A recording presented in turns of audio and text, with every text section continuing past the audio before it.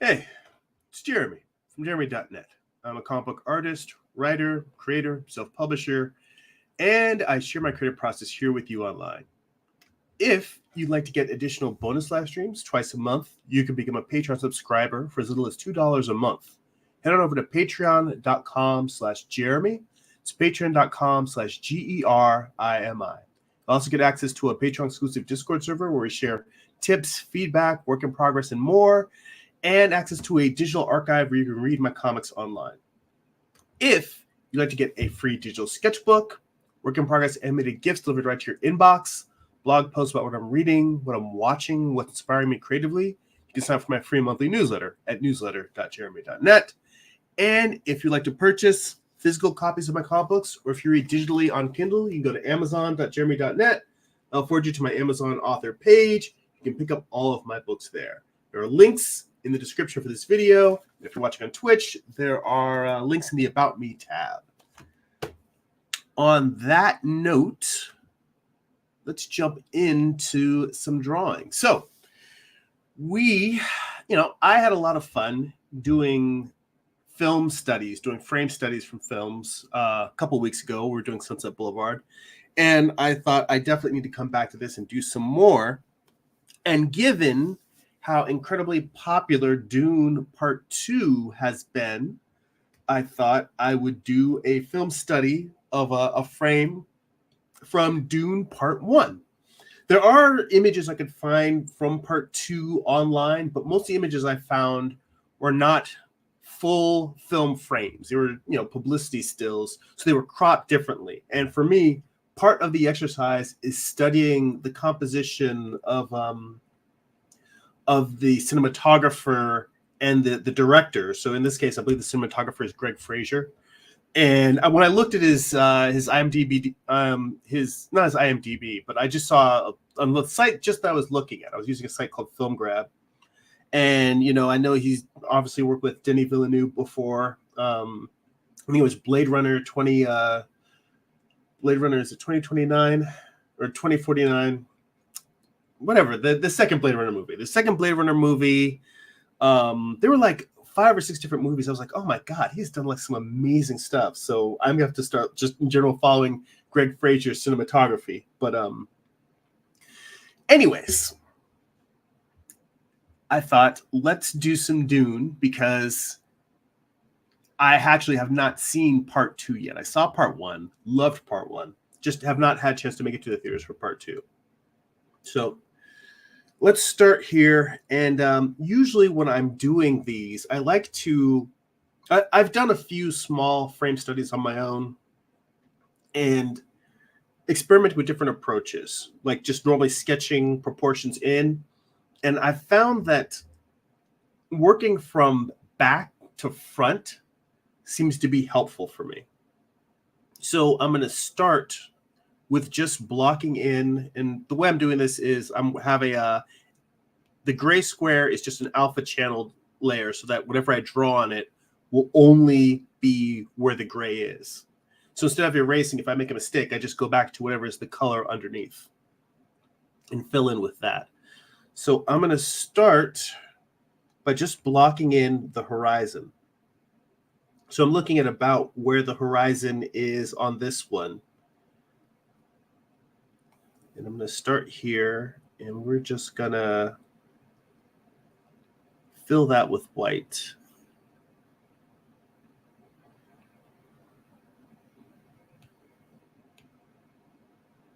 And before I start blocking in the actual figures, I'm going to go back here with this gray, and I am going to roughly block in the landscape. Well, wait a minute. That's not alpha locked. Now it's alpha locked. So if I draw to the edge, it just it stops. That's what I want.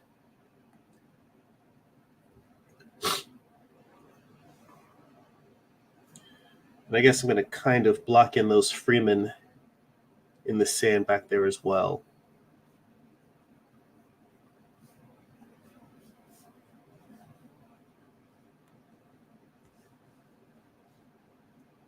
So I'm starting here just trying to figure out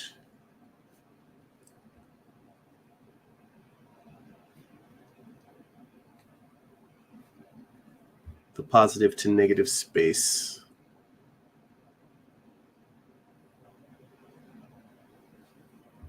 I may have made that mountain a little too high.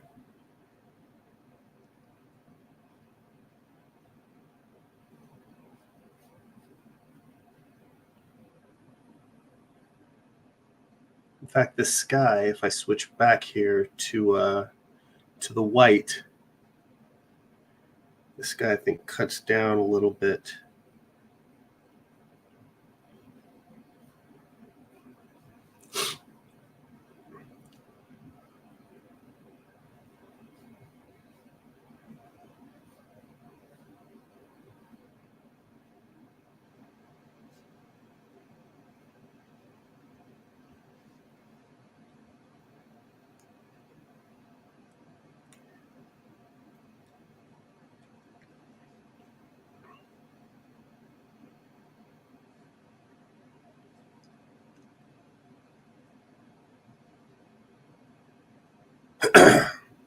This is good practice for me just in terms of measuring, because I have mentioned that proportions are my weakness. They are one of the things that I am just specifically not good at as an artist.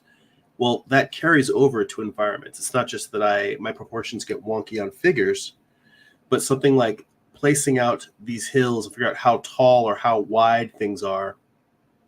This is something that if I don't take my time and accurately measure, well, actually, no, let's just say accurate measurement is the thing I have difficulty with.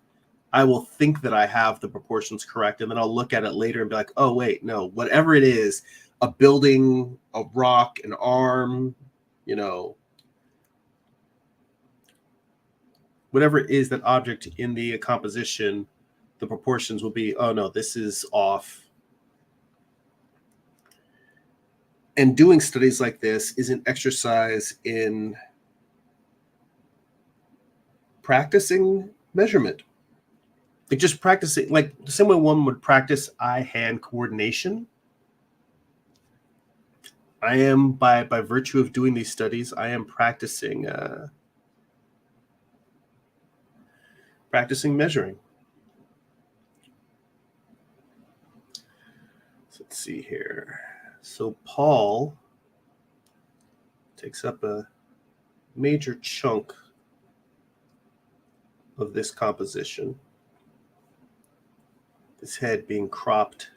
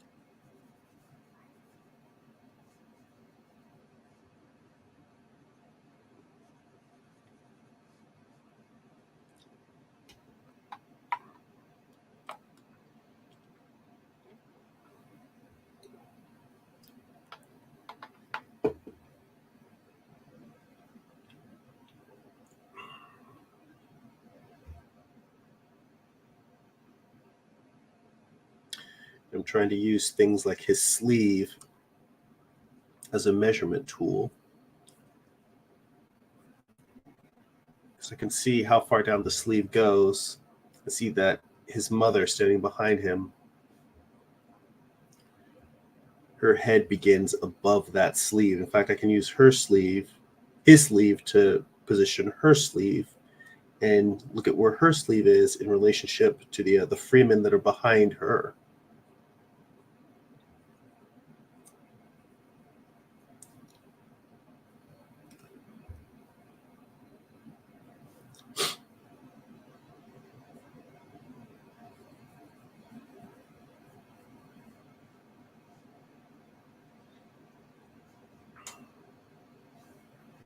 the other side, see that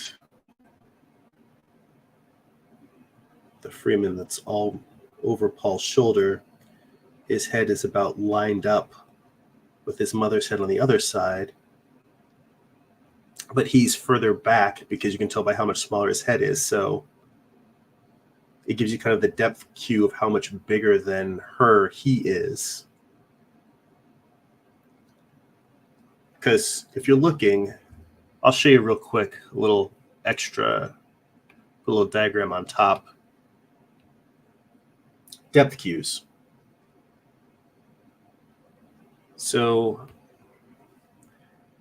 you see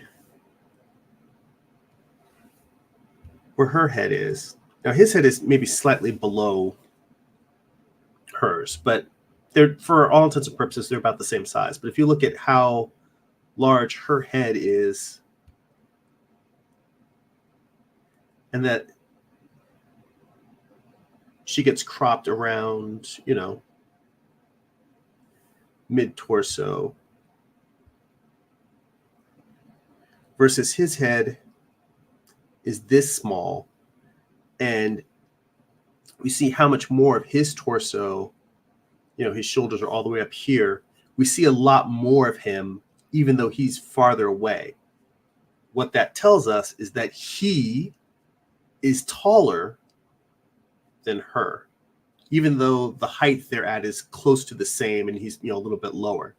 That gives you the sense that if they were standing side by side, you know, she would be like this, and he looks like he's not quite a full head taller than her, but significantly taller. So if they were standing side by side, they'd be something like this.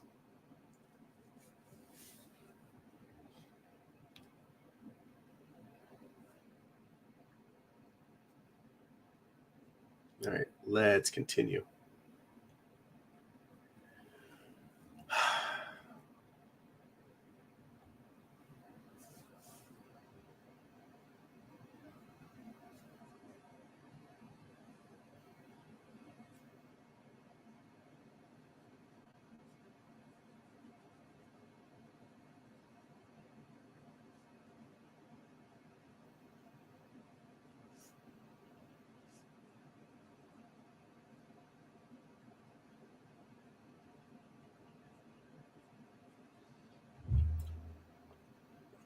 So I think the big challenge for me here is to stick to large details as opposed to getting caught up in small ones.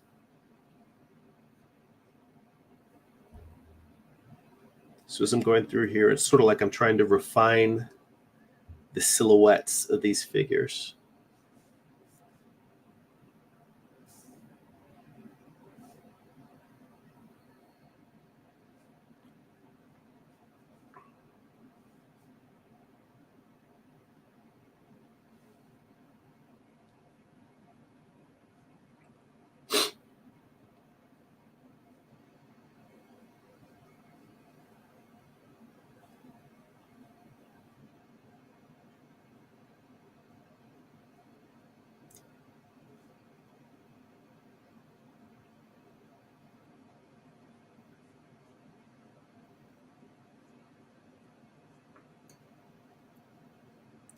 And kind of basically create a box here to decide how much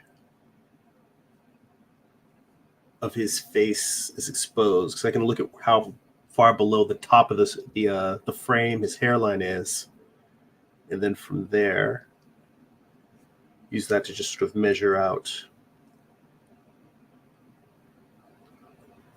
I don't know if a box would be the right way, but let's just say sort of a visual compartment.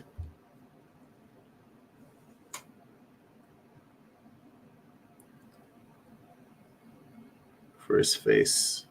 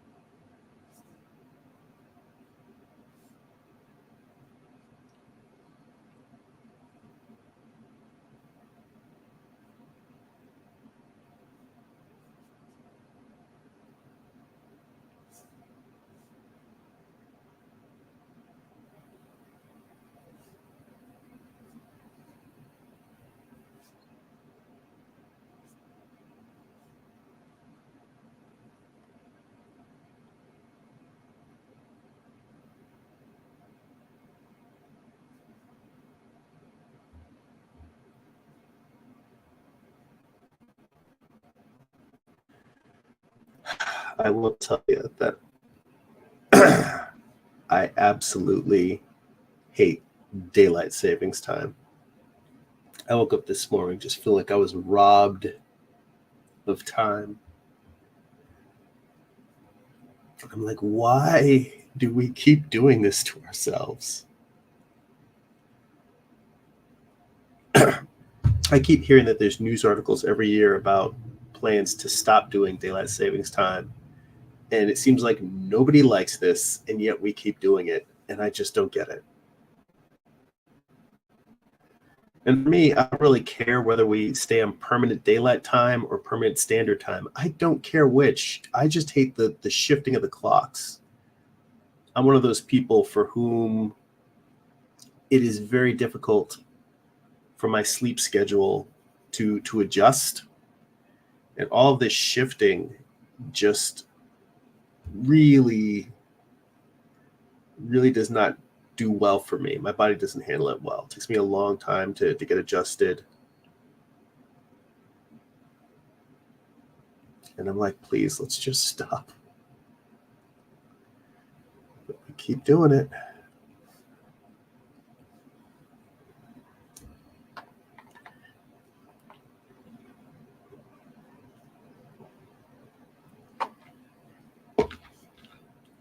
I'm not particularly happy with the shape of the block in of Paul's face right now, but that's my my obsessive side. It'll be all right. I'll figure it out.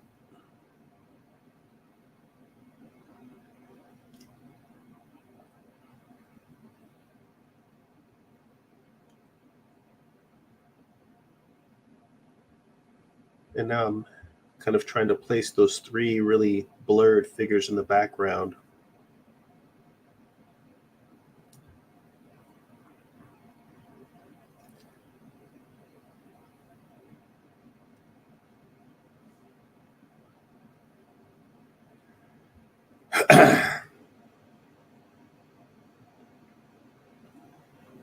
And as tiny as they are, they have specific character. They have personality to them. These three blurred figures back here, the one to the farthest right, tall, perhaps kind of lanky.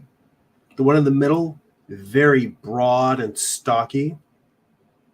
And then the one behind him, sort of tallish again, but maybe just not as tall as the guy that's in front.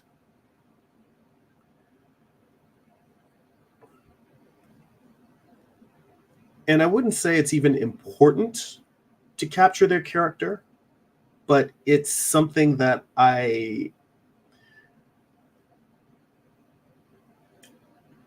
in striving to improve my artwork, the thing I found that I'm lacking is refining those small details. I tend to very roughly block things in, and then I'm just happy with the block in. Like, to me, I'm like, okay, it's done.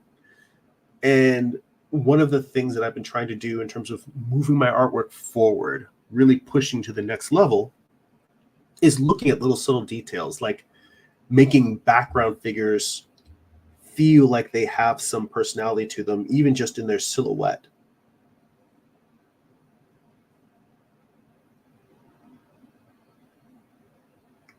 And this guy's tall enough that you can clearly see his not just head, but his head and his shoulders, like the line of where his nipples would be, are probably about where he touches Paul's mother's shoulder, which gives you a sense that he's probably taller than the guy on Paul's right, well, on our right, to the right of Paul. Like, this guy in the back is probably really tall.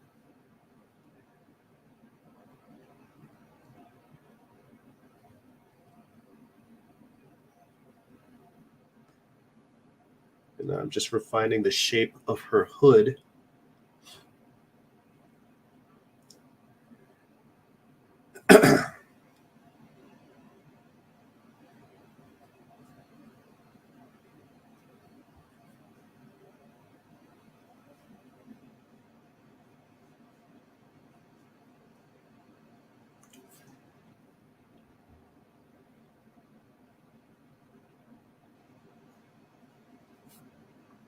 see here.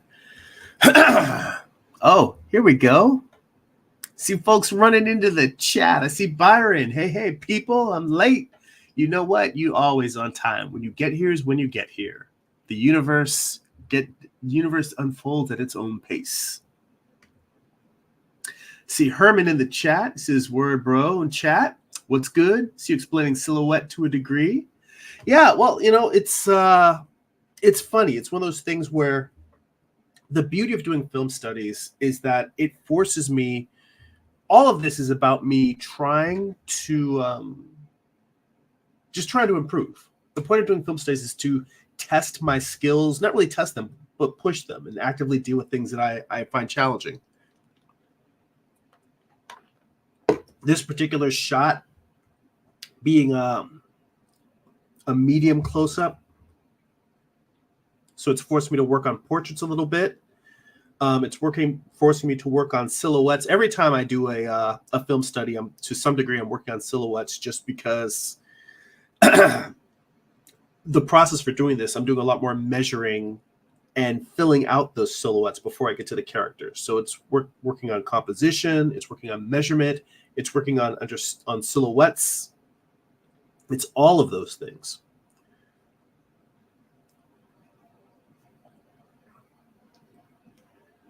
So see, Paul's mother's forehead is kind of right here.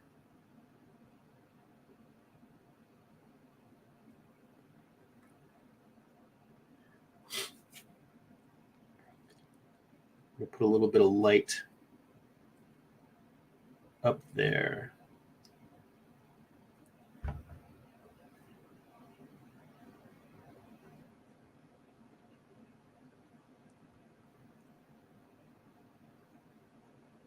Between her hood and her hair and the sky. Hang on. Pardon me. Gotta blow my nose. Been a little under the weather the past couple of days. Let me mute this.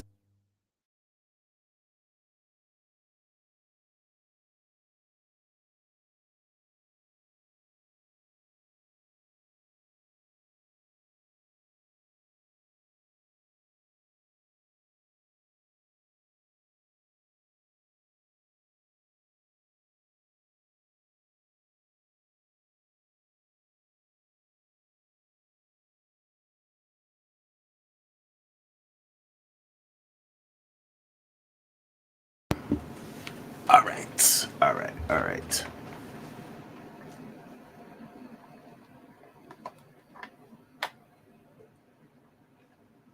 Trying to get a little more coffee in my system. Wake me up here.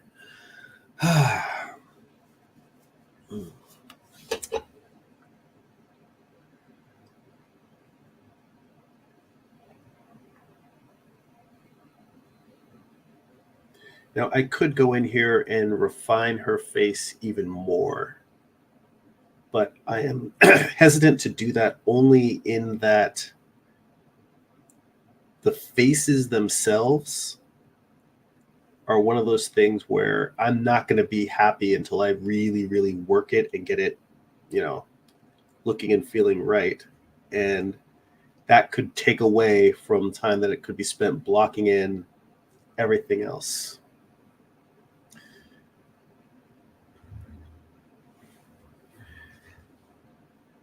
In fact, I want to take a quick moment and just give a quick scan of the environment, see if there's any other places in the background that I need to pay any more attention to.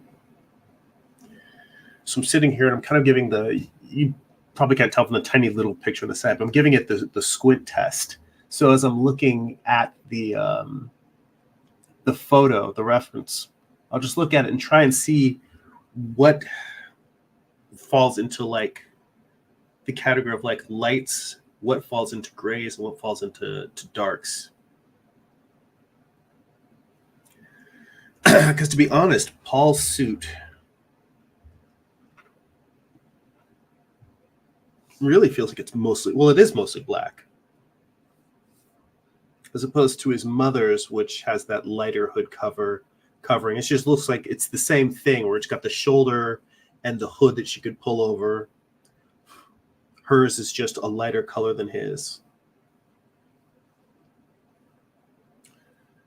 I'm trying to see if there's any place in the background environment that should have more light in it as opposed to gray.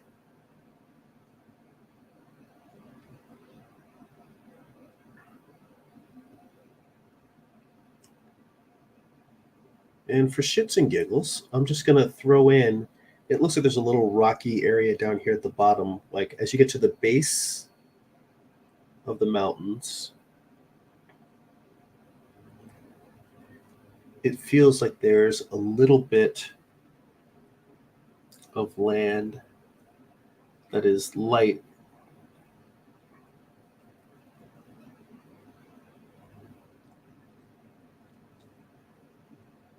Like the light of the sky might be hitting the mountains at kind of an oblique angle, but where it hits the ground, it's like that's facing up, and all of the sunlight that is filling the environment is lighting up that ground.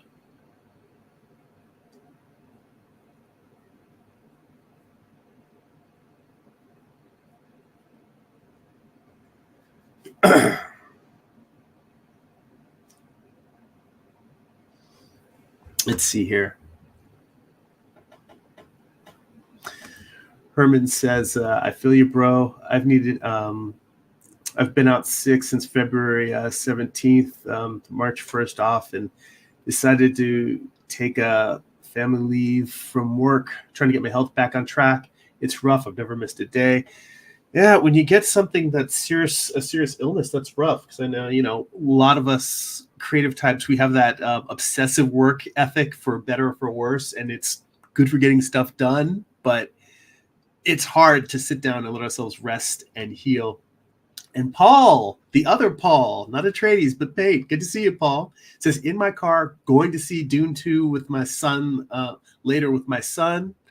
I hope it's awesome. I haven't seen it yet. That's what got me wanting to do this film study. He says, drawing looking good. Thank you. I appreciate it.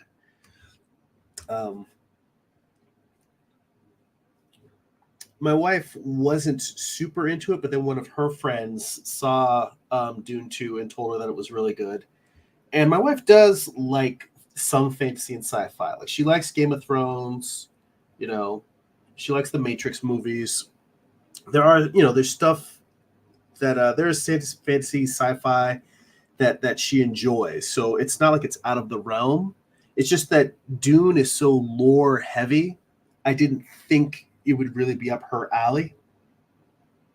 But after her friend telling her that, I said, well, I would be more than happy to watch part 1 with you again if you want to see if you like that.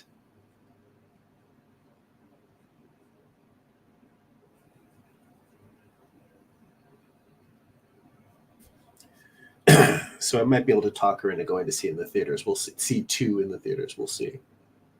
I know everyone says, you got to see it in the theaters, but I will tell you, unfortunately, I think the pandemic really broke people. Well, let me put it this way. It broke my family of the habit of going to see movies in the theater. We're just sort of like, well, depends on what it is. Otherwise, most stuff we're kind of happy to watch at home.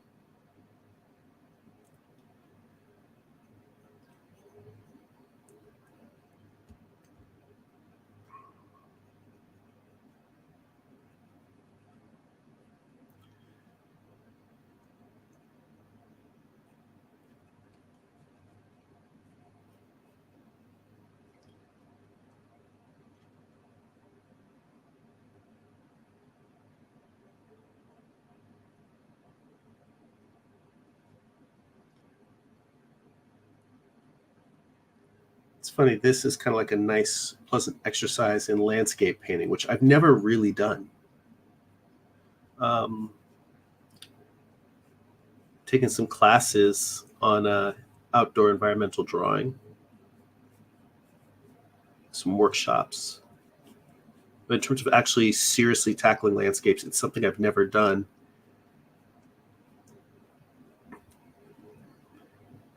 And I think it would really broaden my appreciation of nature's beauty. I think it's something I should look into.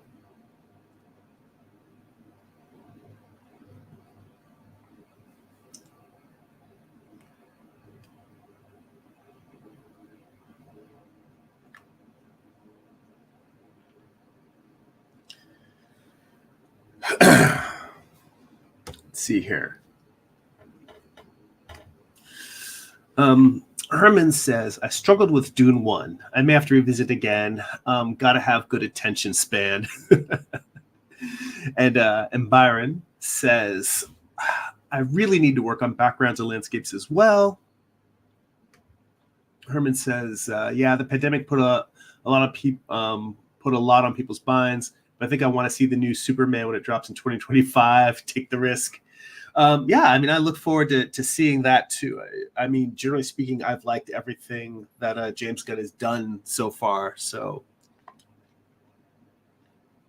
I mean, it bums me out to not have Henry Cavill as Superman anymore because I really, really liked him as Superman. I thought he was a great Superman. But, you know, time marches forward. We'll have to see where things go. In terms of struggling with Dune 1, the first one, part of it, I know for me, part of it is that I have read the book. I've only read the book once, and I haven't read all of them. I read out of the 6 books that Frank Herbert wrote, I read the first 3. And they are very, very dense. But part of it was that I was familiar with the first 3, so that made me not feel as not as worried about the density. Like the stuff that was hard to get through, like I can completely see that. It's just I was familiar enough with the story that it wasn't really a problem for me.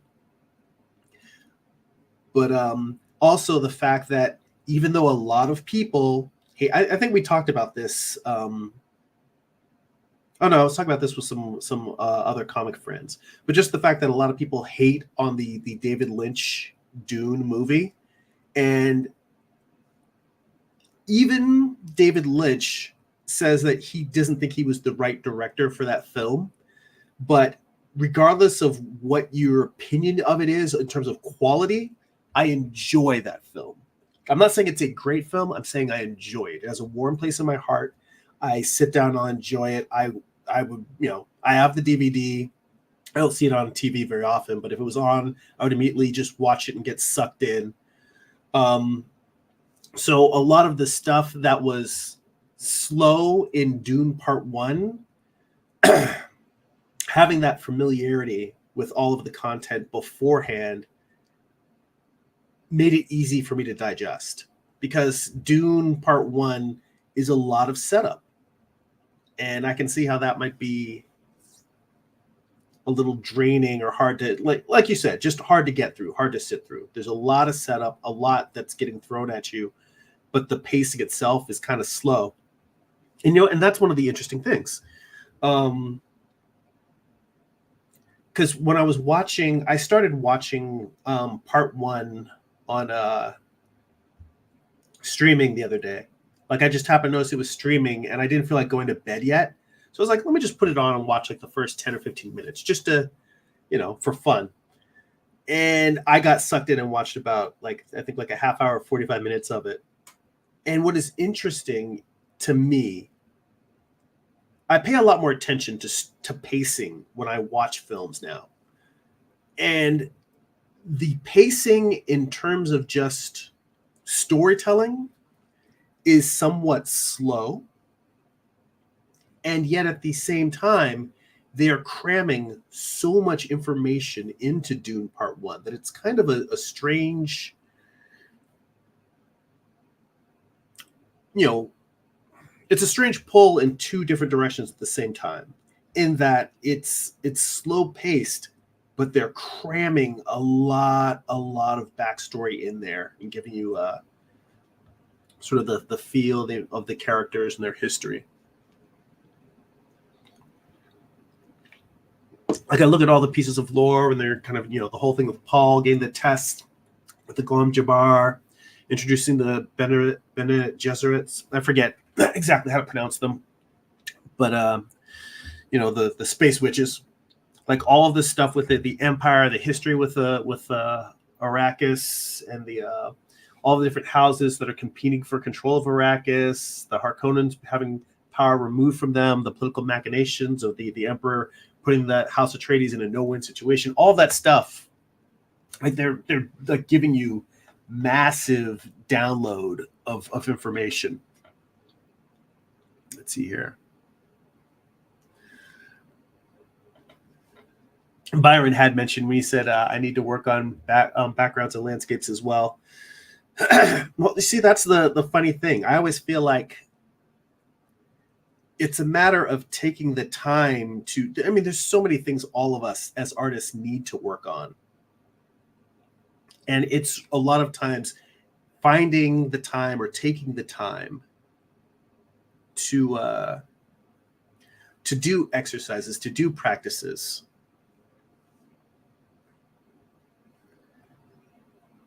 I probably shouldn't have even bothered drawing his hair in, knowing full well that I was going to come in here and have to paint all this black. There is a magic wand tool in Procreate. I could just magic wand it, but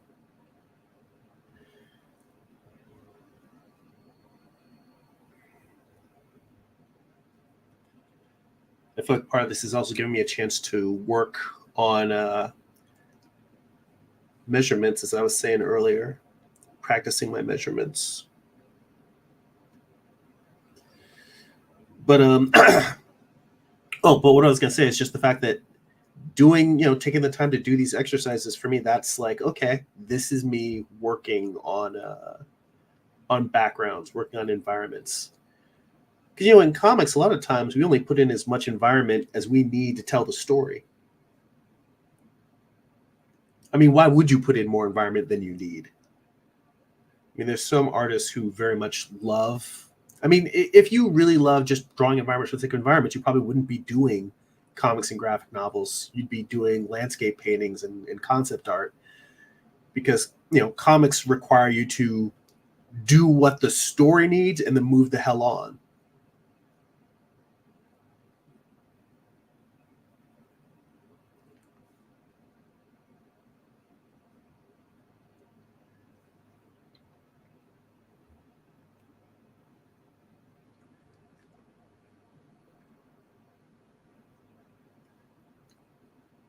Let's see here.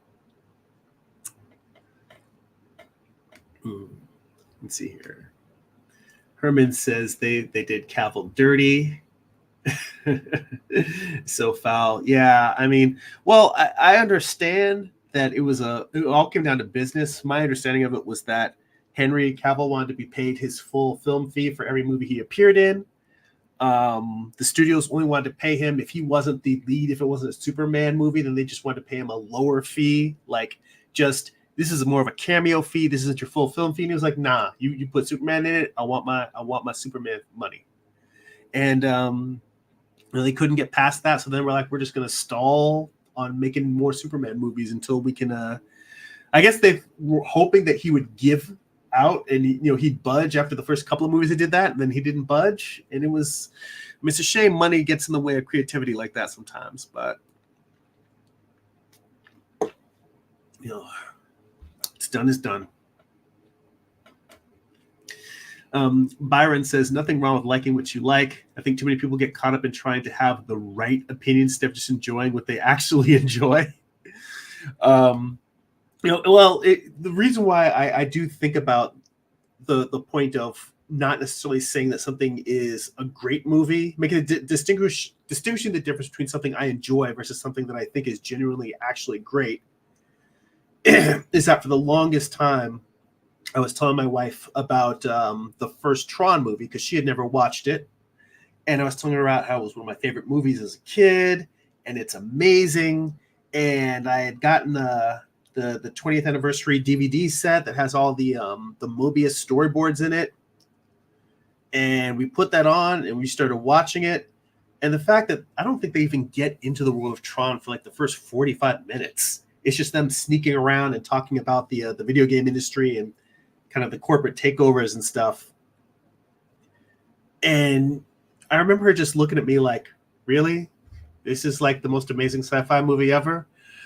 And that was when I had to look back and realize that I was looking at the original Tron through nostalgia-colored glasses and realizing that it's the difference. That movie is the one that made me say there's a difference between something being good and something being enjoyable. Because I was enjoying rewatching it. It wasn't like I was like, oh, wow, this sucks. I can't believe I liked this as a kid.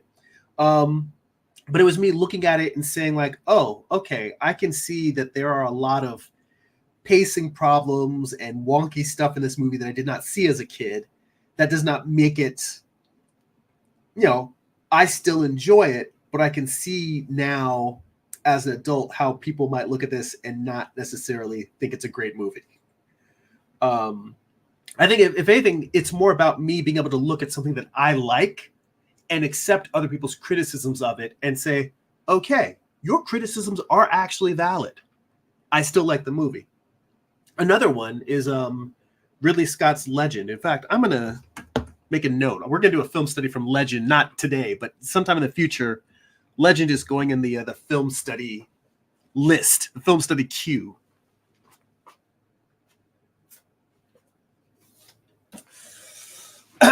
But Ridley Scott, from what I recall, just in terms of like reading articles about how it was treated later on, a lot of people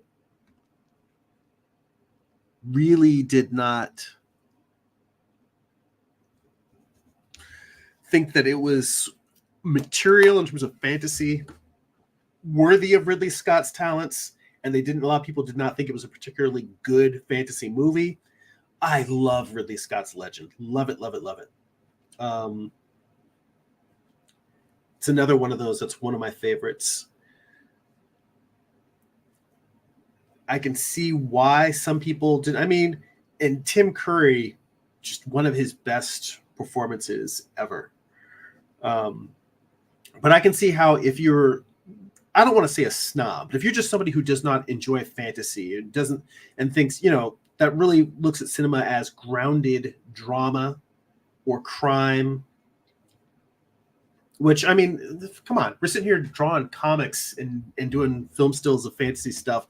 Obviously, with the crowd I'm talking with here, you guys are all down with fantasy and sci-fi. But,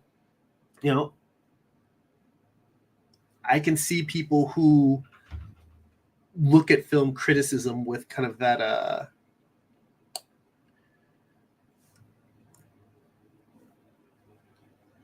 don't want to say hoity-toity, but just maybe just not as open-minded to things outside of conventional literary drama.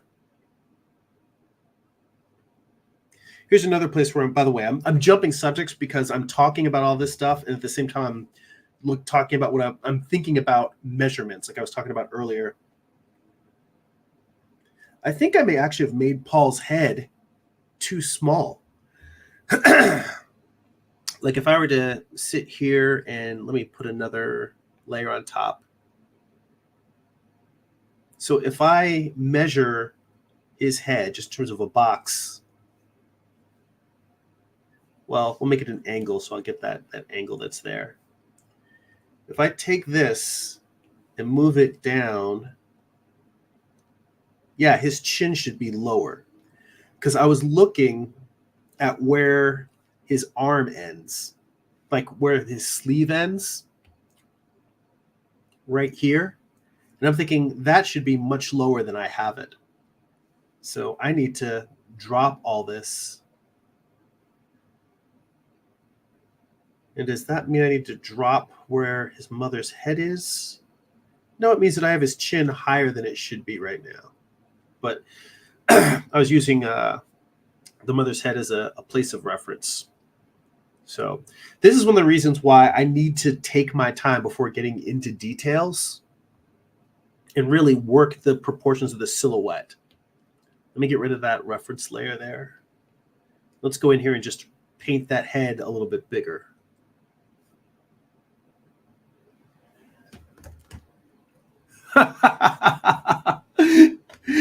Byron said, "Bro got a big head." In all honesty,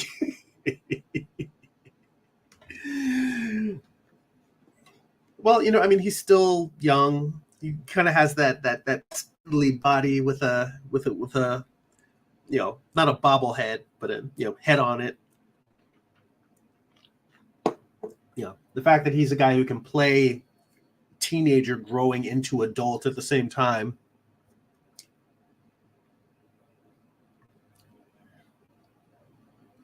So I mean, Tom Holland, after like the last couple, like I think I haven't seen the Uncharted movie, but I think that after doing the Uncharted movie, it's kind of like he yoked up. Like he went from scrawny Spider-Man to like buff Spider-Man. All right, let me just back to white here. So let's say his head is like this big now.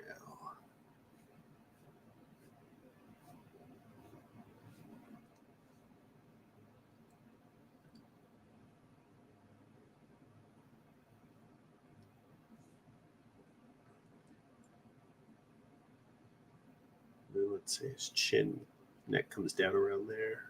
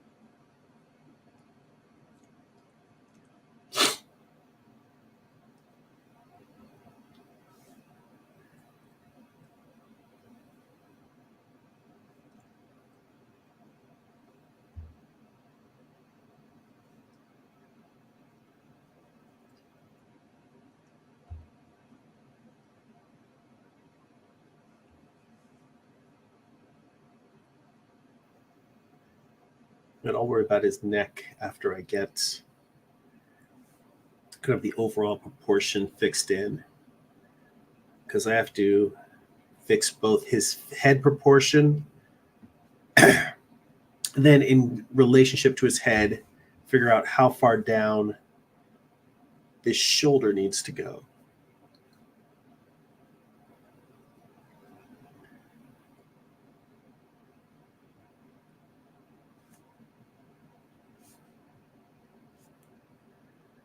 That feels a little bit better.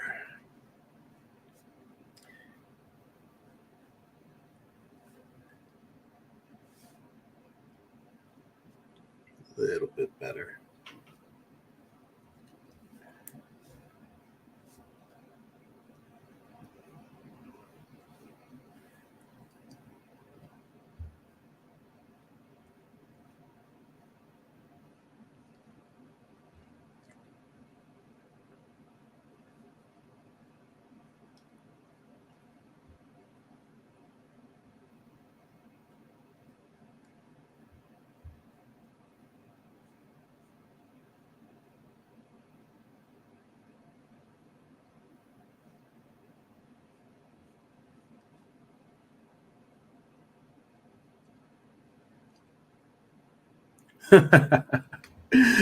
Byron said he's no longer a Spider Boy. He's now Spider-Man.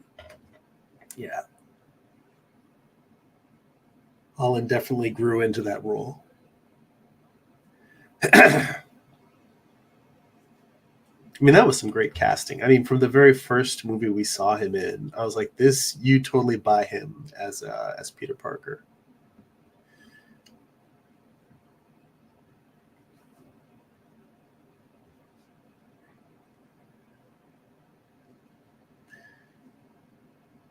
I know that I was saying before that I was trying to work from back to front, but I kind of want to obliterate the Freeman or Fremen, as they call them, that's over his shoulder, so I can really work his silhouette and then just have the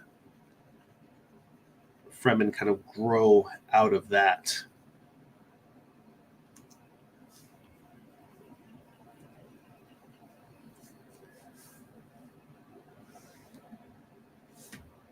In fact, I'm sitting here and I'm squinting, and what I'm trying to do is just look at this whole, like, create a giant mass that is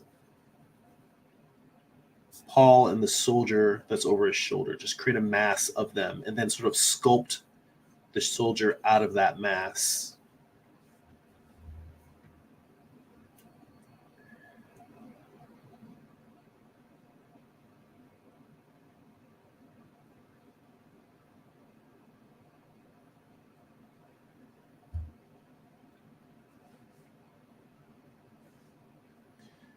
Sculpting in blocks or drawing in blocks of light and dark is very, very different from my normal approach of constructing a figure with, kind of an axis and building up the volume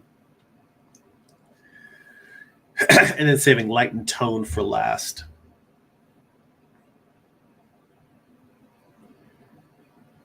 But it is a good exercise to explore your process of building the figure in different ways. Because it's not just a matter of, it's shape or it's volume, it's both. And I think learning to do both well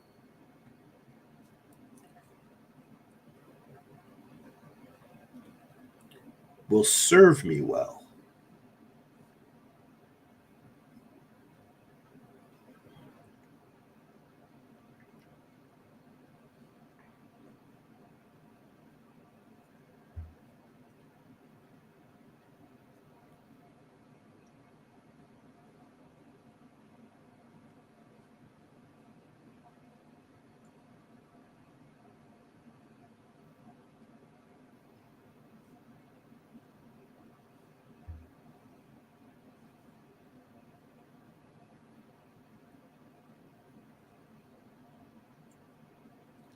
A lot of squinting on Arrakis. Very bright, very sunny.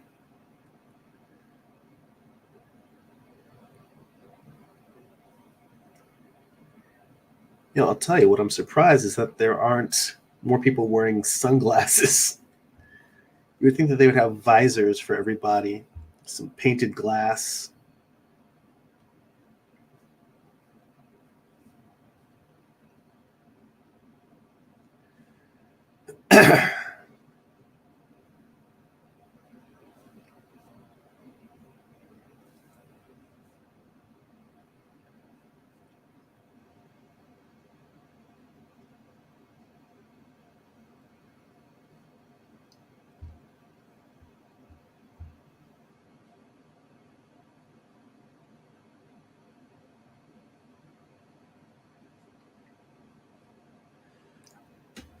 Let's see here.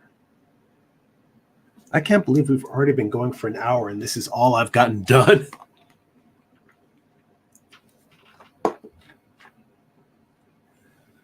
And I even thought to myself, this is kind of a boring frame. I'm not going to, I thought to myself, I'm going to blow right through this. And I had a second Dune frame set up to do a study from. But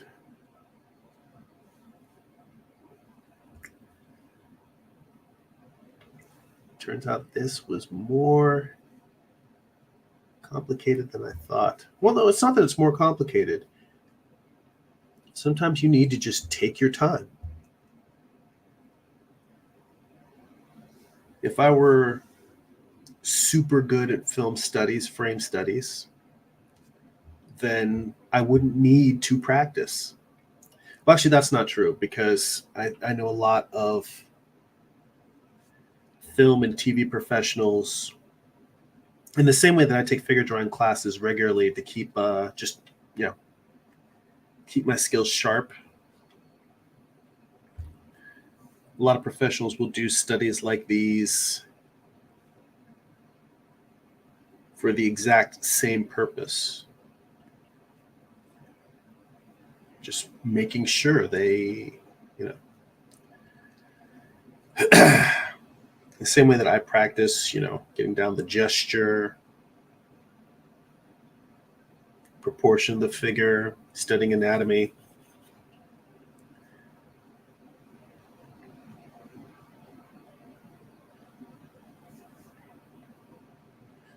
So what I'm trying to do right now is really, there's a little triangle of shadow.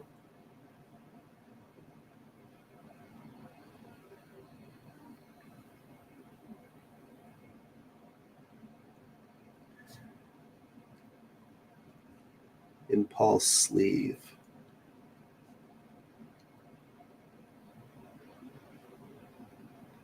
I'm trying to position it kind of properly because it's a good measuring point for the right side of his figure. Because it also helps sort of relate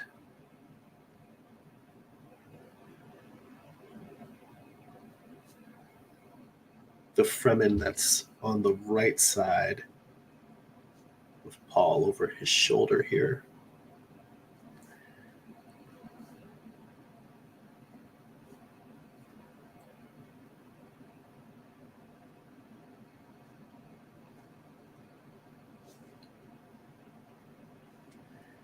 Because this guy, basically, he kind of runs down Paul's arm. Hang on, mute again, blow my nose.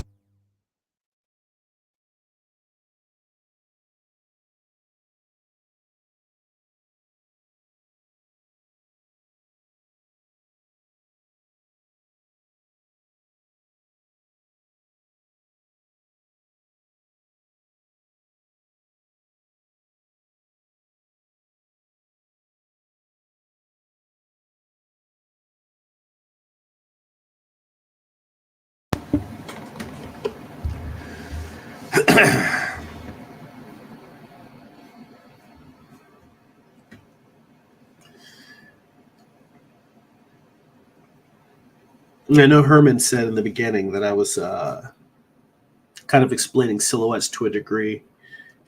And honestly, I think the best thing for me in terms of doing this study would have been not even really diving into as much facial detail as I even have here, which is not a lot, very little facial detail. But it would behoove me, in terms of working on my skills and my craft, to just practice drawing silhouettes in this 3-value process, just blocking in each of the figures' silhouettes.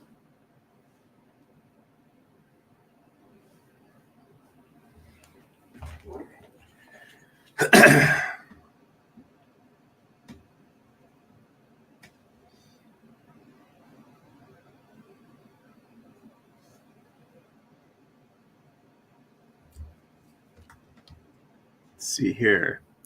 James is in the chat. Good to see you, James. HJ is like, hey, looking great. Thank you. Let's see here. Yeah, I think daylight savings time messed up a lot of people, not just me. Not a fan. Not a fan. So I'll tell you what's getting me about this particular study is that in sitting here trying to fix proportions, I'm losing the actual figurative figure. What I mean by figurative figure is that the paw that I've got here feels very stiff and bulky. And even though he's wearing all this gear, you know, he's a young guy, slight of frame.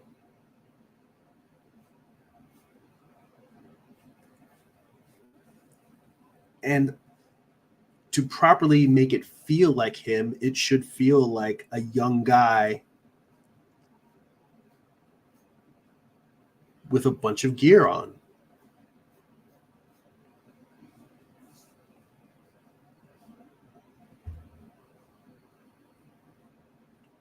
As opposed to him feeling bulky.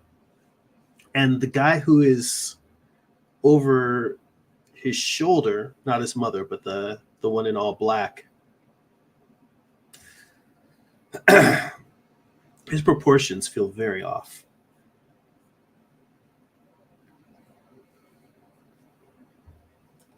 Like I have him drawn here. He looks very squat to me.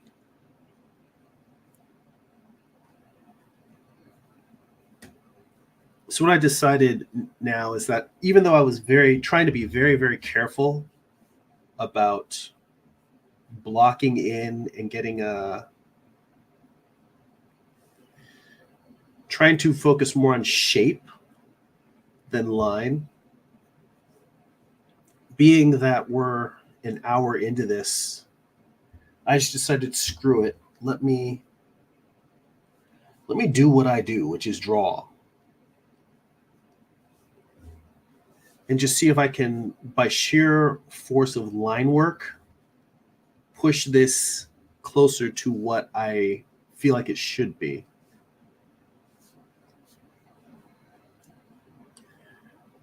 Because when I look at this, I mean, all right, you saw me put all those lines in there. I'm immediately going to go in here and erase those lines because what I am missing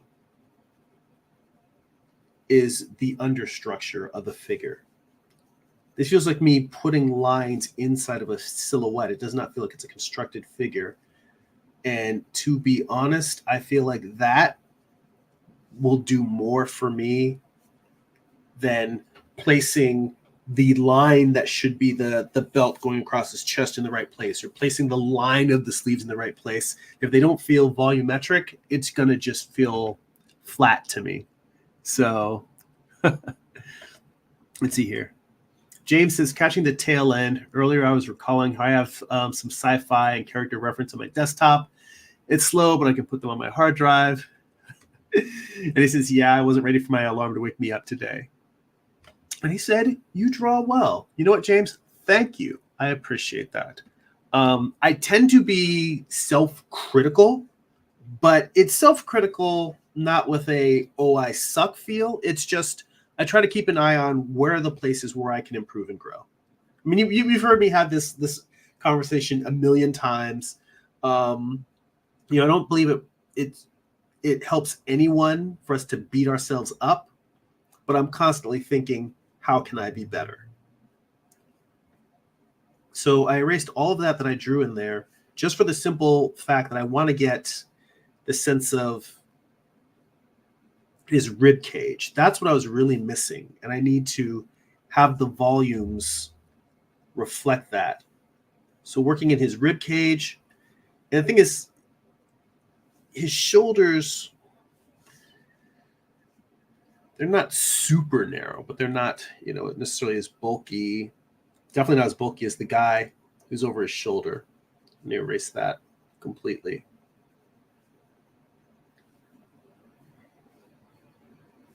I'll come back and draw him in. And also I'm forgetting lessons that I had already, I guess, taught myself, in that I was doing some studies in the past, doing a similar kind of thing where I was doing silhouette studies. And I realized that I don't need to, if I'm drawing a character or a figure's silhouette, it's not that the silhouette has to be perfect. I can build a silhouette out of volumes. And what I mean by that is sort of sketching in masses, three-dimensional masses, and then filling that in with solid color. So it's like I'm building a volume instead of just expecting a silhouette to be perfect.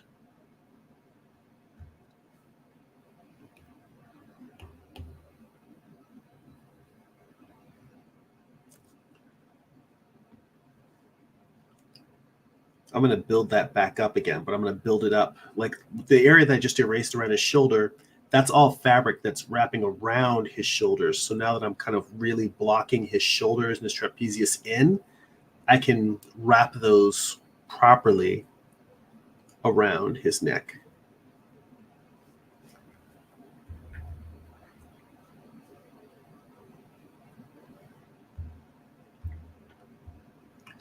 Turn this sideways a little bit so I can get a little bit of an arc in there.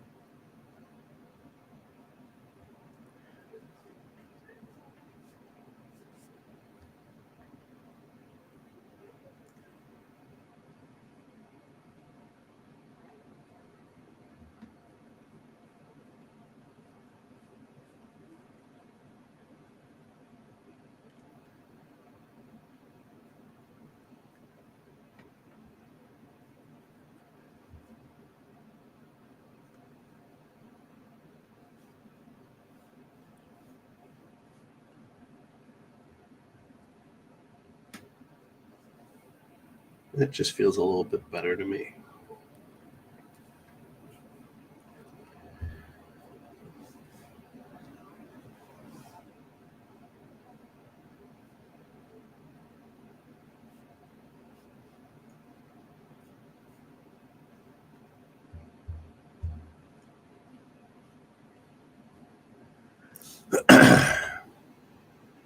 Let's see here. James says, right. How can you be better? Can an artist get to a person to where they're as good as they can be, or is that a pipe dream since no one is perfect? I prefer not to think of it as a pipe dream so much as it's sort of a philosophical, kind of like a koan, like a poem, like what is the sound of one hand clapping? There is no end destination in terms of the journey of improving your craft. There is no point where you're like, oh, okay, I've done it. I'm as good as I can possibly be. Art continues to shift underneath our feet. Our skills change. We change as beings. And it is being able to accept that and change with it and go with that flow, which I will tell you honestly, I've been struggling with that over the past few months. Only in the sense that I do feel like for as long as I have been drawing, we all have good days and bad days, period. So, if there's a day where all your drawings suck, it's like, well, that happens. It's okay. But I've had periods over the past few months where I felt like my work should be better than it is for the amount of life I have led practicing the craft of art. So to a certain degree, as much as I tell you guys, be kind to yourself, don't get frustrated, just keep working, I haven't been living that. I've been getting frustrated. I've been beating myself up. So it happens to the best of us.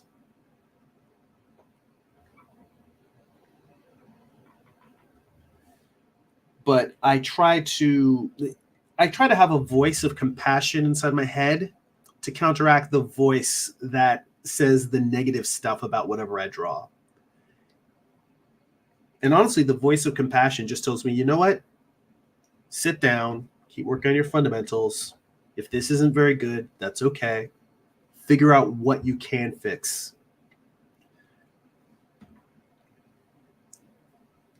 It's like I may not be able to save an entire drawing, but I'm like, you know what?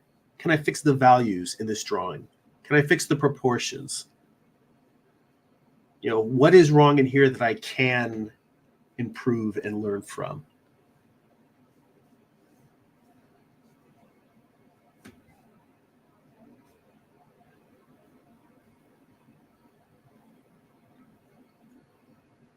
And maybe I guess I'm sharing all this in the hopes that when you hear that negative voice inside your head, that you can maybe turn it around or, you know, just counteract it. So it's not a matter of ignoring that voice and saying it's not real, because that voice may have some valid criticisms. But maybe just being able to look at that interior voice and say, all right, voice, here's something that's wrong. Help me figure out how to fix it.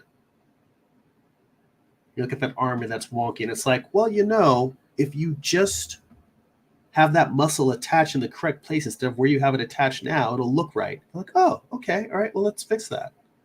You know, you just say, you know what, you made the values too light, and this thing just washes out, or it doesn't look like it would really be where you have it. Something that should be behind a figure looks like it's floating in front of it. Whatever it is, being able to take the criticism and turn it into improvement. That's what I'm trying to do.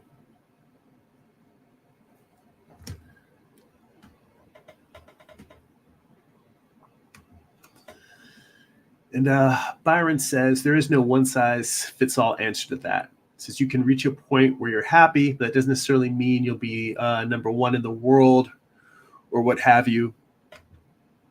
We have our tastes and what we will like. Since a lot of art is subjective taste, not everyone's going to like everything. Good point. I, for one, prefer more sketchy works over heavily rendered ones. It doesn't mean I think rendered works are objectively bad, but it's not something I'm looking for. It's too clean for what I want. So basically, I try not to think of it as better, but instead as more, is this actually what I want to be? Better is nebulous, but your tastes are more concrete. I wholeheartedly co-sign on that. James says, okay, I was curious. It is a journey, so you might as well enjoy it.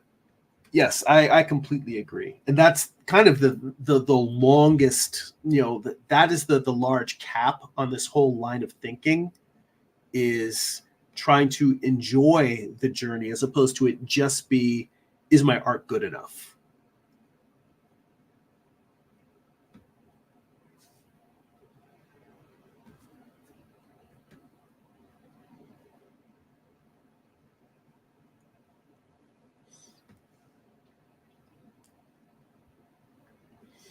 You know, a big part of me wanting to get good at rendering, you know, just terms of masses of shape, is trying to figure out ways to draw more with less.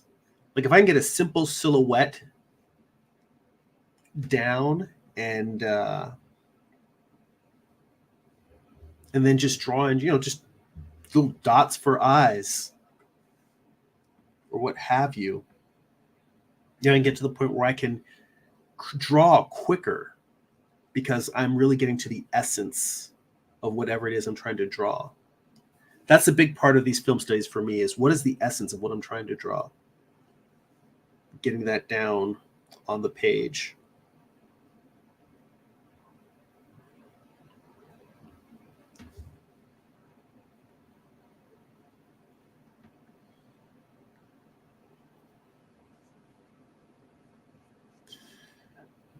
I mean, I'll tell you right now, I am of the opinion, and this is back to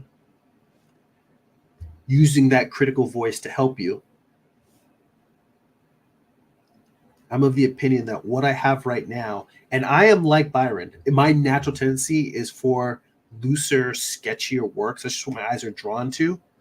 But I feel like this piece, as it stands, has way too many lines in it that aren't descriptive. There's too many marks that are just sort of in the ballpark of the shape of what I'm doing versus a line that very clearly describes a specific detail, a shape or a value. And I want to get closer to being able to get very quickly get lines that what I think is a good example is Bruce Timm is incredibly direct.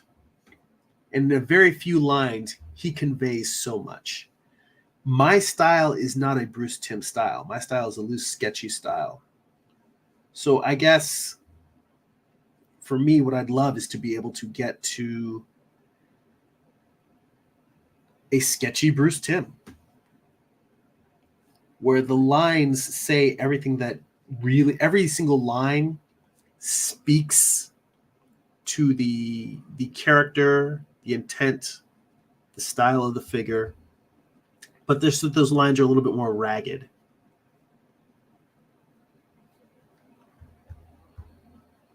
Yeah, I'm trying to make this too perfect. Let me just get in here and loosen up a little bit.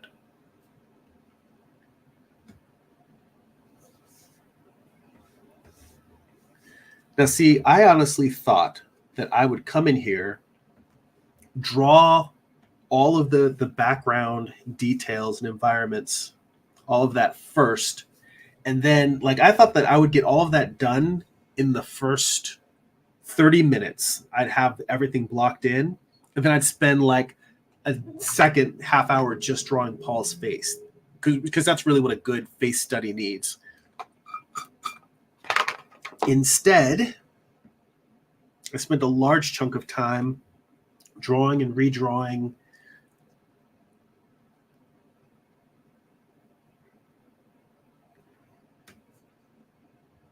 just trying to get the figure's placement right.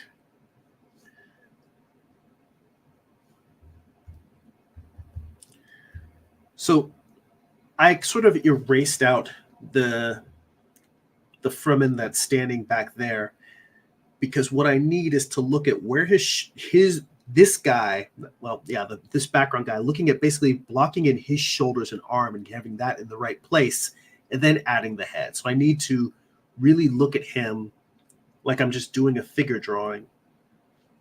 And in comparison to where the belt buckle is that's going across Paul, kind of blocking in his torso in relationship to that.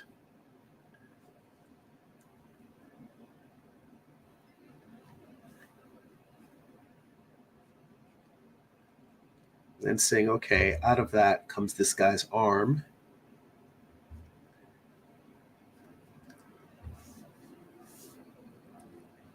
Head, shoulders. I'm going to have to finish this up because we're already almost at like 90 minutes.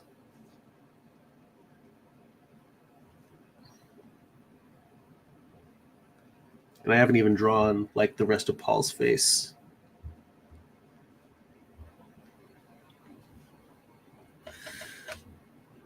Here, James says, yeah.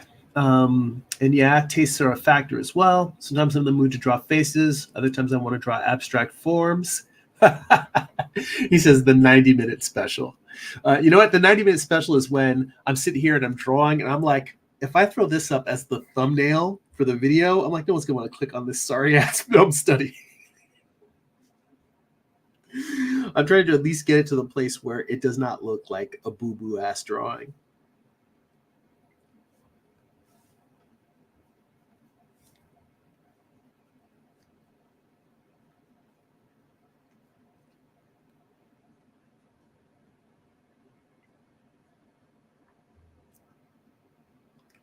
Come in here with a little bit of gray now.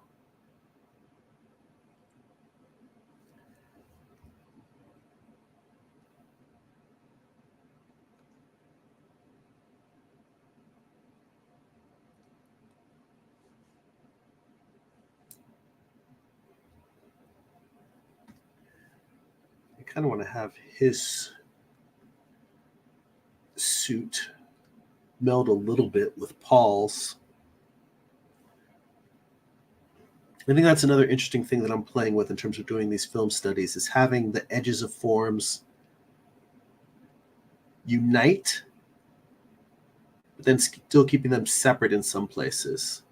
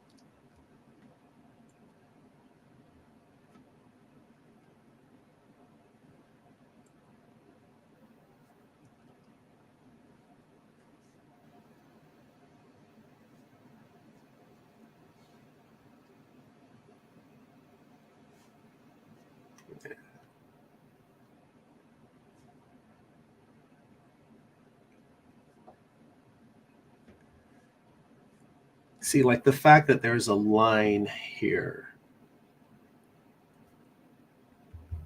that is the edge of Paul's costume. I want to see if I can get to the point where I can describe stuff where it's just a shape and it doesn't need necessarily, it's not that line is bad, but I want to develop the skill of alternating between using line and shape, because that way what I can do is, if I can block out an entire figure in just shapes without line, like not a figure, but an entire composition, a whole scene where the volumes and the gesture, the attitude of the pose can be expressed with just shapes in a whole scene, then what I can do is I can, let's say, do, hang on.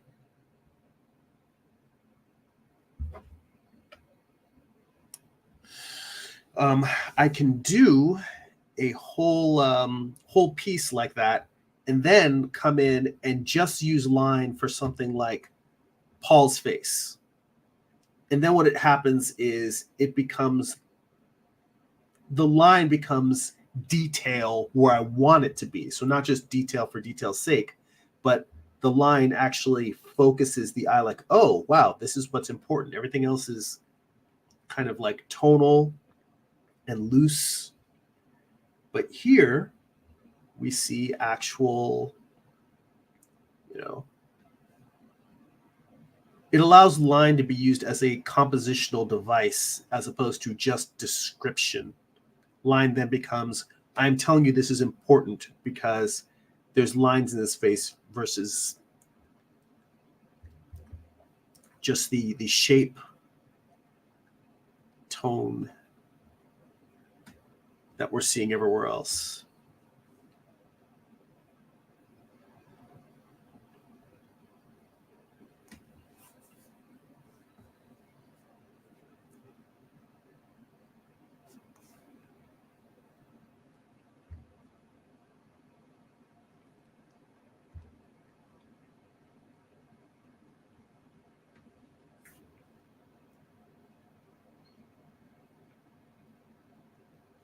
All right, this is going to get messy because I'm just going to kind of try to get in here and do a simple face sketch in like 5 minutes and then call it a stream.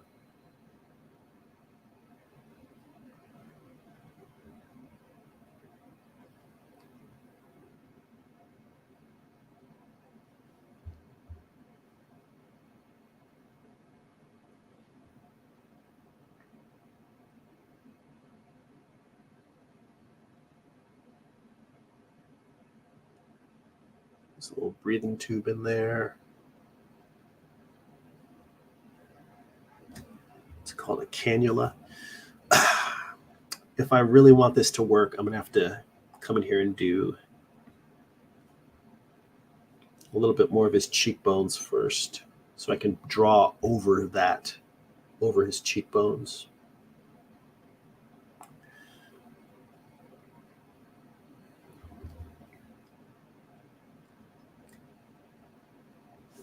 Yeah, I would very much have preferred to have just gotten everything blocked in and spent the majority of this time working on the face. That would have been the best way to do this piece. But I couldn't get it all blocked. Damn, his lips is chapped. Someone give Paul some chapstick. Bruh.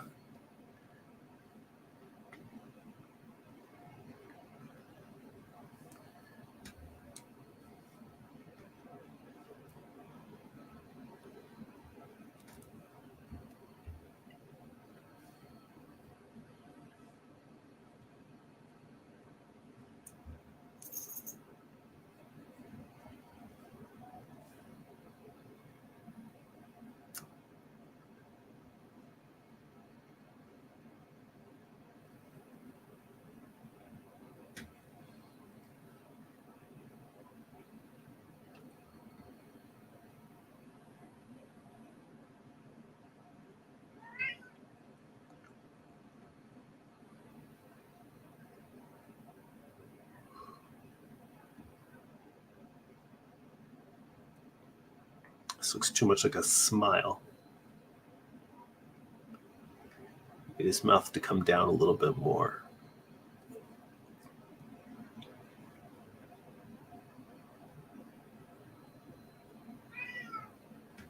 Hi, Khaleesi.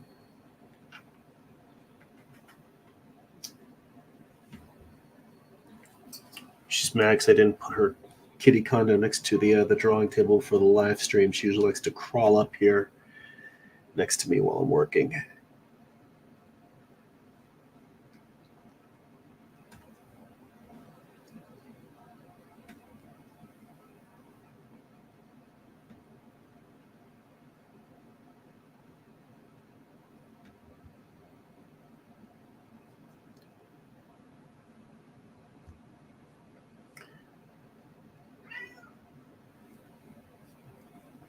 Plus, as I'm drawing this, I can't get Bill Sienkiewicz's Paul Atreides out of my head.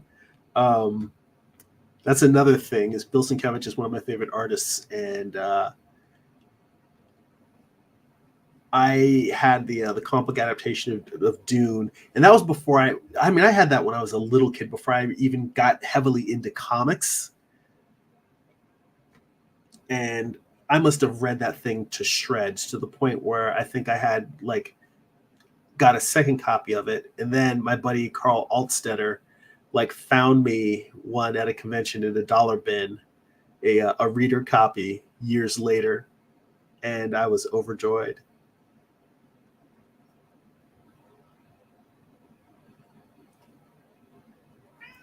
Yes, Khaleesi.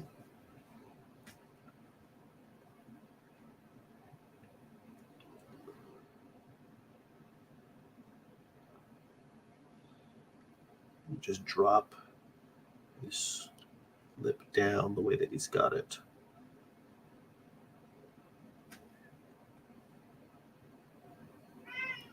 Yeah.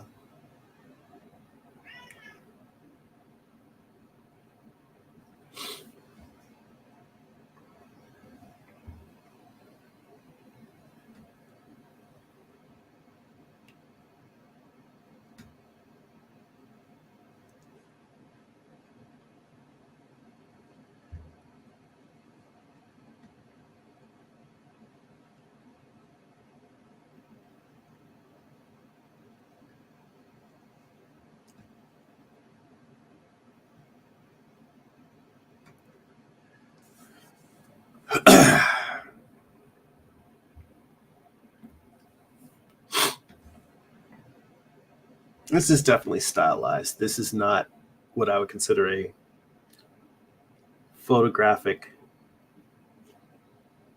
depiction of the actor.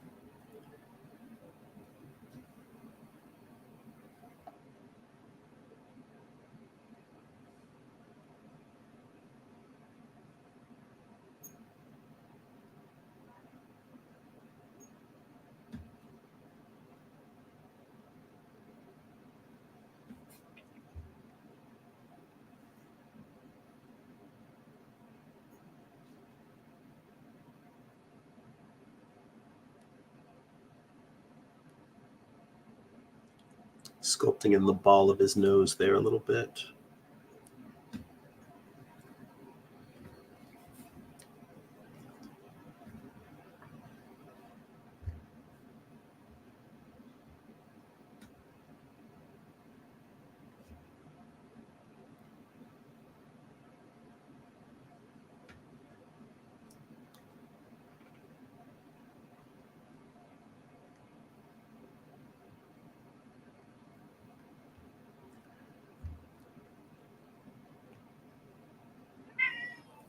Yeah, I hear you.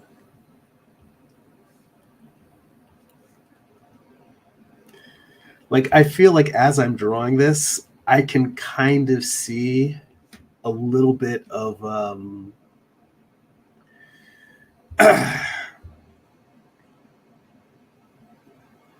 what's his face from Twin Peaks, the original Paul from the David Lynch. Like, I feel like part of me is sort of drawing some of his face into Timothy Chalamet's face. It's weird. And not intentional. I think it's just one of those things where that, to me, that's, that was my first Paul.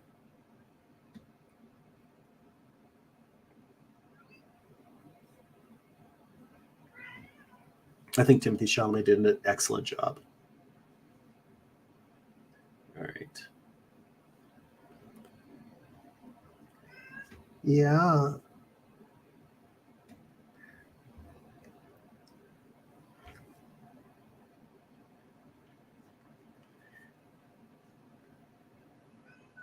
Yeah, I would very much like to continue with this film study because I feel like there's still a lot that I could learn from it by refining this.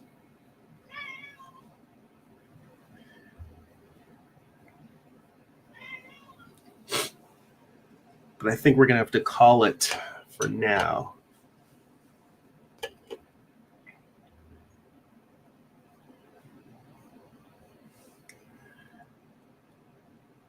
And just sort of finalize some of these shapes here. Yeah, I hear you. I hear you.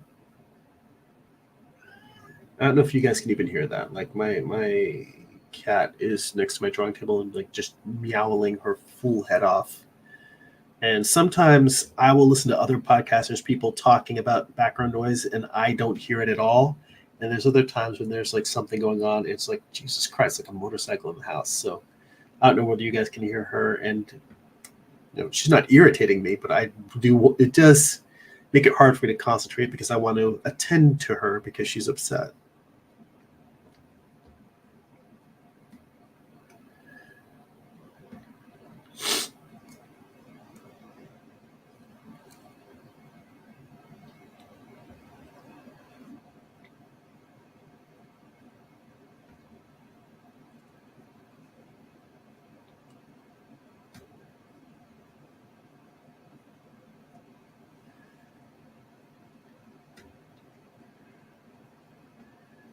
What I'm trying to do here is, I guess, sort of shape weld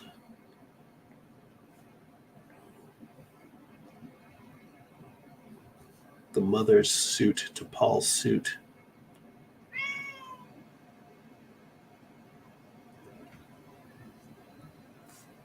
Letting her silhouette kind of meld with his silhouette. All of a sudden, this literally went from me really struggling and feeling like I was not happy with it, like, oh, it wasn't my best. Like now, as I'm welding these figures together, it feels like it's all starting to come together. Like it's starting to kind of gel all at once. In fact, that experience that, that experience that people have when they watch someone draw and they're like, oh my God, it's like magic. It came out of nowhere. It's kind of like I'm having that experience with my own drawing in that it was not going the way I wanted it to. And now just through sticking with it, it all of a sudden is starting to turn into a drawing that I don't hate, which I think is very, very interesting. James, yeah, James, thank you. Kyle MacLachlan, yes, from Twin Peaks. Yeah, he was the original Paul in the first Dune. Thank you for that. I was having a brain fart, couldn't come up with the name. James says, yes, I can hear the meowing. Where are you? Where are you? I don't. All right, now she's vanished. She wants attention, then she vanishes. Anyway, I find this fascinating, like watching a drawing go from me really not liking it to me all of a sudden liking it. And also, I will tell you that I slightly overdid it in that his head was too small, and I went through a period kind of in mid drawing where I made corrections. Now I think I may have made his head a little too big, but you know what? Live and learn. Live and learn.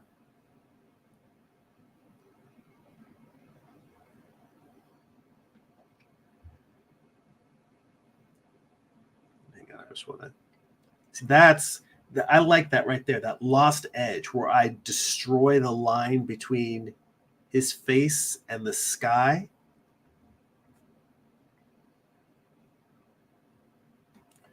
Just let it be open now. Now he looks a little too strong jawed here, but I'm gonna come in and if I can erase just enough of this, it's a tight balance.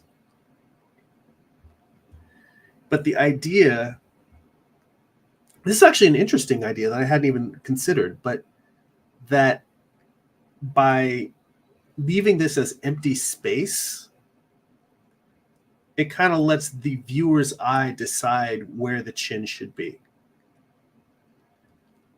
I do have to come in here and narrow it a little bit more because he really does. All of a sudden, by destroying it, he looks super strong jawed, and so I needed to make his chin a little pointier to just keep his face having that youthful, boyish look that he has. But by removing this line now and leaving it open, it really does.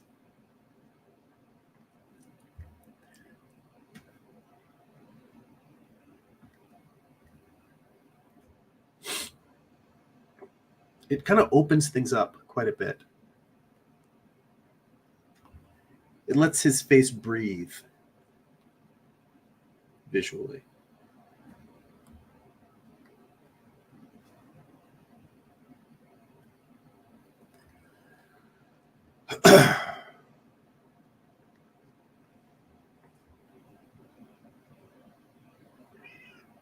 Oh, she's back.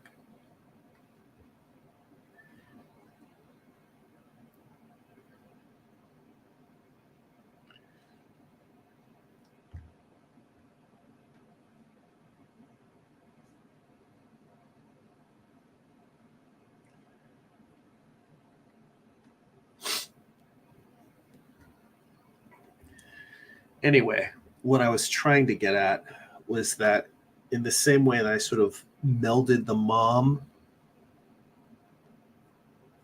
I'm sorry, I can't remember her name, the character's name. But melding the mom's still suit with his, and then letting even that meld with the background. On this far side, I want to try and do the same thing with the still suit that's over here. And just sort of let these characters meld together.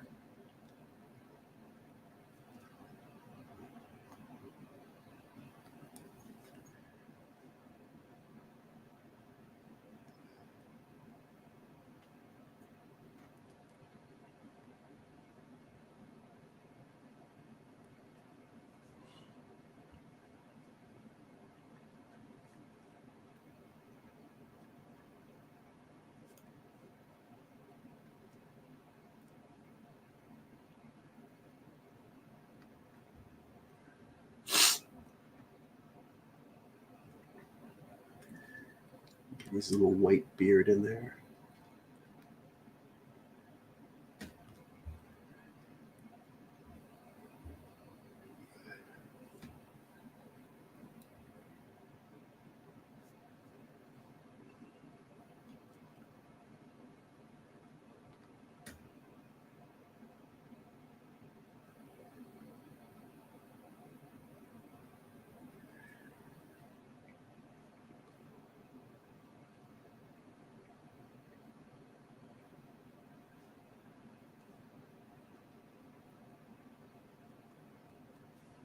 put a line in here just to separate them slightly.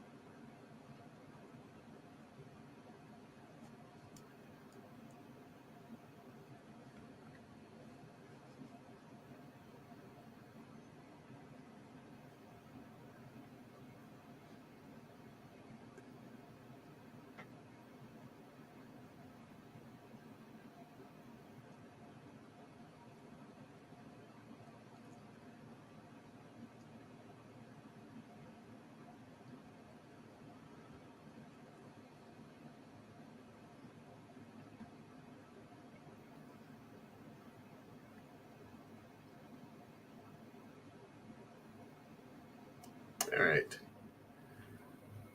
I think we got to wrap it up because I can just keep going and going and going here.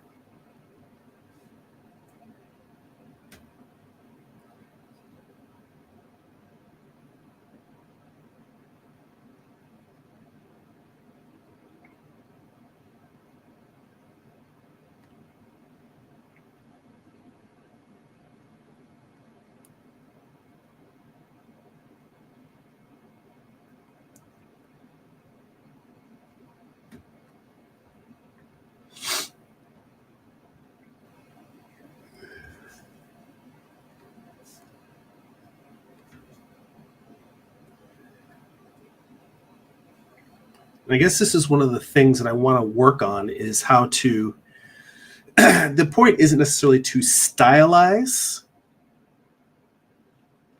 but it's how to figure out something that is expressing what I want to express, but it still feels like one of my drawings. And you know,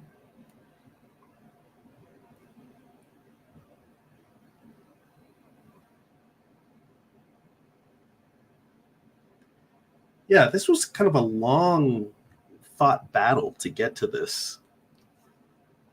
I feel like this came easily or naturally as I would have hoped.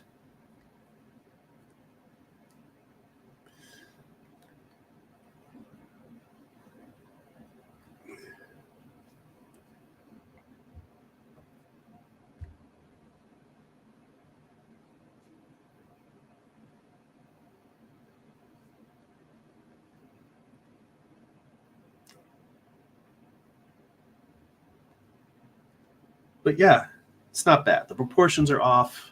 I don't think it's definitely not a photorealistic study of Timothée Chalamet.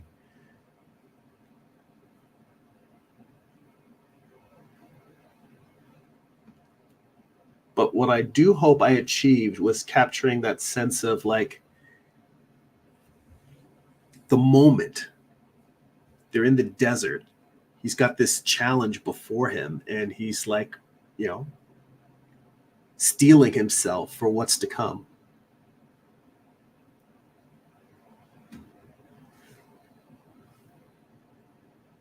That's what I hope I captured in this drawing.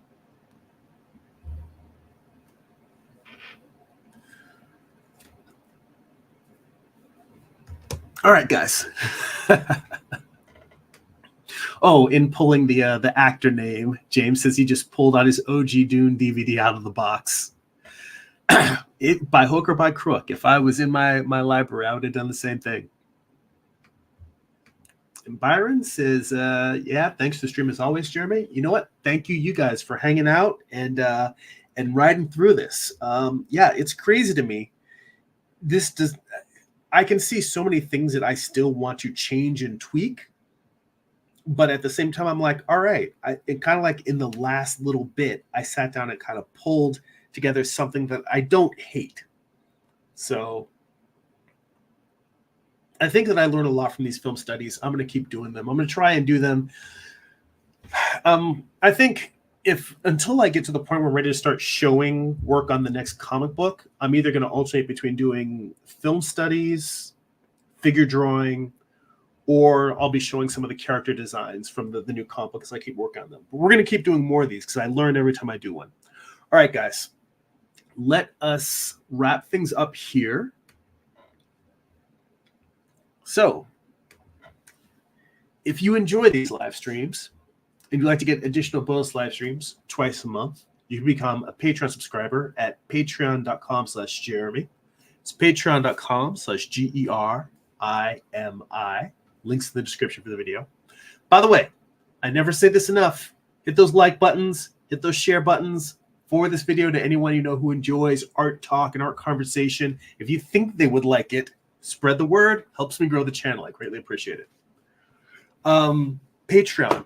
We do twice a month. We do a thing called Art Book Study Group, where we do deep dives in some of the best art books around, and we just do drawing studies. Same way I'm doing a film study here. We'll just sit down with an art book. We've been working with Walt Reed's The Figure. I'm just doing studies directly from the book, and talking about what I'm learning and observing from doing the exercises, sitting there and trying to actually learn. We have all these great resources around us, not just on the internet, but tons of amazing art books that have been published.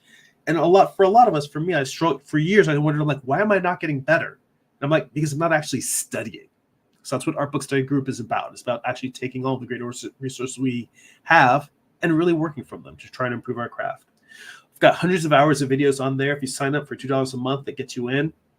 We also have a voice channel on Discord open during that stream. So as opposed to just typing comments in the chat, you can just get on the voice channel and we can just talk, just have a conversation. You can ask me questions. You can post stuff in the Discord for me to look at during the live stream.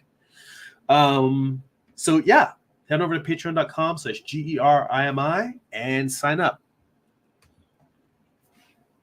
If you'd like to get a free digital sketchbook, work in progress animated GIFs delivered right to your inbox, blog posts about what I'm reading, what I'm watching, what's inspiring me creatively, you can sign up for my free monthly newsletter at newsletter.jeremy.net. And if you'd like to purchase physical copies of my comic books, or if you read digitally on Kindle, go to amazon.jeremy.net. You can pick up books like my first graphic novel, Eye of the Gods. It's a standalone done-in-one novel. It's a psychological thriller about a man cursed with visions he cannot control. Or you can pick up my most recent comic book series, Morning Star. Morning Star is a retelling of Lucifer's fall from heaven as a Western. It's an 8-issue comic book series. Volume 1 contains issues 1 through 4. Volume 2 contains the conclusion to the series, issues 5 through 8. Both volumes have extensive back matter. There's script excerpts, thumbnails, page layouts, photo reference, and more. I basically walk you through how I put the entire comic book together. So, and if you want to check out what's inside these books before you pick them up, go to the homepage of my YouTube channel. There are book flip-through videos. If you scroll down the homepage, there's a playlist for them. So you can check all of that out. All right, guys. Again, thank you so much for spending time with me, hanging out, and talking art. I always appreciate you guys.